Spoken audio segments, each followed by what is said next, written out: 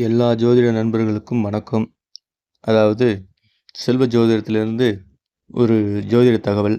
அதாவது பார்த்தீங்கன்னா, ஏற்கனவே விரயச்சனியை பற்றி மேசராசி போட்டோம். காலபுருஷ ராசிக்கு முதல் ராசியாகிய மேசராசியை பற்றி, மேச லக்னம் மேசராசியை பற்றி விரயச்சனியை பற்றி வீடியோ போட்டிருக்கோம்.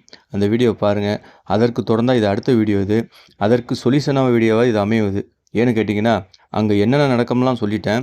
அதற்கு பிறகு பரிகாரம் தெய்வங்களை கும்புறதுக்கு சொல்லியாச்சு. அதுக்கு பிறகு உங்களுடைய சூட்சம நட்சத்திரம் அப்படின்னு அந்த கட்டங்களில் ஓடிக்கிட்டு இருக்கும்ல 27 நட்சத்திரங்களில் ஒவ்வொரு ராசிக்கும் ஒவ்வொரு லக்னத்திற்கும் சூட்சம நட்சத்திரம்னு உள்ள உயிரோட்டம் ஓடி இருக்கும். அதாவது ராசின்னு ஒன்று இருக்குங்கன்னா அந்த ராசிக்கு நட்சத்திரம் கொடுத்தவங்க தான் உயிரோட்டம். அதாவது லக்னம் நம்மளுடைய உடம்பெற்ற நிலைக்கு அதுக்குள்ளே உயிர் ஓடிட்டு இருக்கிறது தான் நட்சத்திரம் ஓடிட்டு இருக்கு. அதாவது ராசி 50% வேலை செய்யுதுன்னா உள்ளே இருக்கிற நட்சத்திரம் 50% வேலை செய்யும். அதனால் இருவரும் கலந்து தான் வேலை செய்யும். அதனால் உங்களுடைய நட்சத்திரத்திற்கு யோகமான நட்சத்திரத்தை சொல்கிறேன், பாவமான நட்சத்திரத்தை சொல்கிறேன். அந்த நட்சத்திரத்தை விலகி இந்த இதை நீங்கள் யூஸ் பண்ணிங்கன்னா உங்களுக்கு சூப்பரான டைம். இந்த வரக்கூடிய விரயச்சனி, ஜென்மச்சனி, பாதச்சனி இந்த 3 சனியும் கடந்து அதை யோகமாக மாற்றுற அளவுக்கு உங்களுடைய மேசராசிக்காரங்களுக்கு வேலை இருக்குது. ஏன்னா அந்த மேசராசிக்காரங்க சாதாரண ராசிக்காரங்க. மேசராசிக்காரங்க தான் போலீஸ் துறை மொத்தமாக கையில் வச்சுருக்குது மேசராசிக்காரங்க தான்.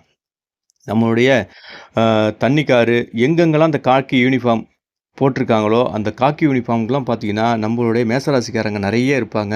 பெட்ரோல் பங்கு உள்ளவங்க, அதாவது ஹீட் பட்டாசு கடை, இதெல்லாம் பெரிய பெரிய தொழில் நடக்கக்கூடிய இடம்லாம் இந்த மேசராசிக்காரங்க நிறைய இருப்பாங்க. ஏன்னு கேட்டால் இந்த மேசராசி அதிபதி செவ்வாய் மிகப்பெரிய ஒரு போஸ்டிங் கொடுக்கக்கூடியது. பெரிய பெரிய அதிகாரிகள், மிகப்பெரிய ஒரு ஜாம்பவான்கள்லாம் இதில் தான் இருப்பாங்க. அந்த மாதிரி ராசிக்காரங்க இந்த ராசிக்காரங்க. கோபம் சாதாரண நேரத்தில் வராது, வந்துட்டானா இந்த மேசராசிகள் தாங்காது. நியாயம் கரெக்டாக ஆகிடுச்சுன்னா அவ்வளோதான், அடிச்சுடுவாங்க அந்த ராசிக்காரங்க. அந்த மாதிரி ஒரு ராசிக்காரங்களுக்கு இந்த நட்சத்திரத்தை பயன்படுத்துங்க. அதில் உங்களுக்கு மேற்கொண்டு 100% வெற்றிகள் வரும். இந்த மேசராசிக்காரங்களுக்கு 100% வெற்றிகள் வரும்னா இதை பயன்படுத்துங்க. அதாவது பார்த்தீங்கன்னா உங்களுடைய நட்சத்திரம் அஸ்வினி நட்சத்திரம், பரணி நட்சத்திரம், கிருத்திகை நட்சத்திரத்திற்கு யோகமான நட்சத்திரங்களை சொல்கிறேன், எழுதிங்க. அதுக்கு பாவமான நட்சத்திரத்தை சொல்கிறேன், அதில் பகைவான நட்சத்திரத்தை சொல்கிறாங்க. இந்த நட்சத்திரத்தை விலகிட்டு பாக்கி நட்சத்திரத்தெல்லாம் யூஸ் பண்ணுங்கள். இந்த வரக்கூடிய யோகங்களுக்கும் பாவங்களுக்கும் மிகப்பெரிய ஒரு இந்த நட்சத்திரம் எடுத்துக்காட்டாக இருக்கும் என்று இப்பொழுது சொல்கிறேன். பார்த்துங்க. தாராபலன் ஒரு தாராபலன் ஒன்று இருக்கிறது. இந்த தாராபலம் எதுக்கெல்லாம் நாள் குறிப்பாங்க பார்த்தீங்கன்னா, கும்பாபிஷேகம், கல்யாணம், காதுகுத்தி, பெண் வயதுக்கு வருவது, நம்மளுடைய வருடங்களில் என்னென்ன விஷயங்கள்லாம் செய்யலாமோ இந்த நட்சத்திரத்தை வச்சு தான் 27 நட்சத்திரத்து வரக்கூடிய விஷயங்கள் தான் செய்ய போகிறாங்க. அதே இதை உங்களுடைய ஜென்மச்சனி, விரயச்சனி, பாதச்சனி யூஸ் பண்ணுங்கள். இதுலேருந்து 100% வெற்றி. யாரும் சொல்லாத ஒரு சூட்சமனை செய்து இந்த இதை யூஸ் பண்ணிங்கன்னா இந்த உலகத்திலேயே உங்களுடைய பெஸ்ட் மரணத்தையே தள்ளி போடலாம். அந்த மாதிரியான ஒரு விஷயங்கள் கண்டிப்பாக இது நடக்கும். இதை யூஸ் பண்ணுங்கள். அதாவது பார்த்தீங்கன்னா ஜென்மத்தாரைன்னா உங்களுடைய நட்சத்திரம்.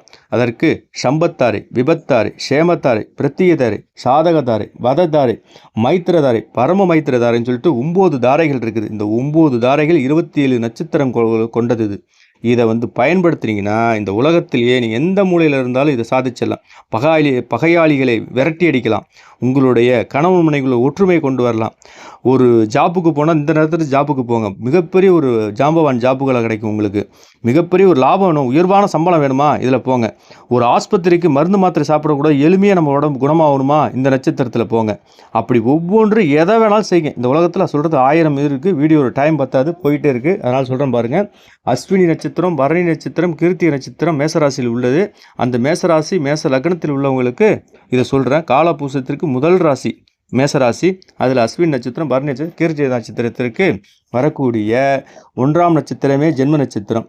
அதற்கு 2வது சம்பத், விபத், சேமம், பிரத்திகை, சாதகை, வதை, மைத்திர, பரம மைத்திரதாரை. அதில் விளக்கக்கூடிய நட்சத்திரம் 3வது நட்சத்திரமும் 5வது நட்சத்திரமும் 7வது நட்சத்திரம் விளக்கப்பட வேண்டும். பாக்கி அனைத்து நட்சத்திரத்தையும் யூஸ் பண்ணுங்கள்.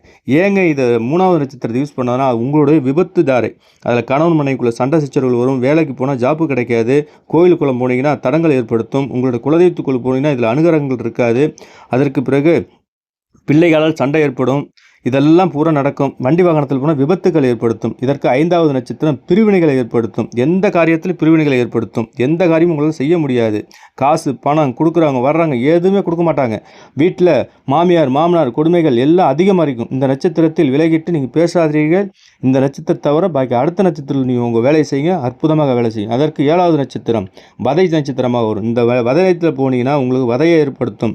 பயங்கரமான கஷ்டகாலங்கள் இந்த நட்சத்திரம். அதனால் உங்களுடைய நட்சத்திரம் நட்சத்திரத்துக்கு 2வது நட்சத்திரத்தில் எல்லா வேலையும் செய்யுங்க. 4வது நட்சத்திரத்தில் எல்லா வேலையும் செய்யுங்க.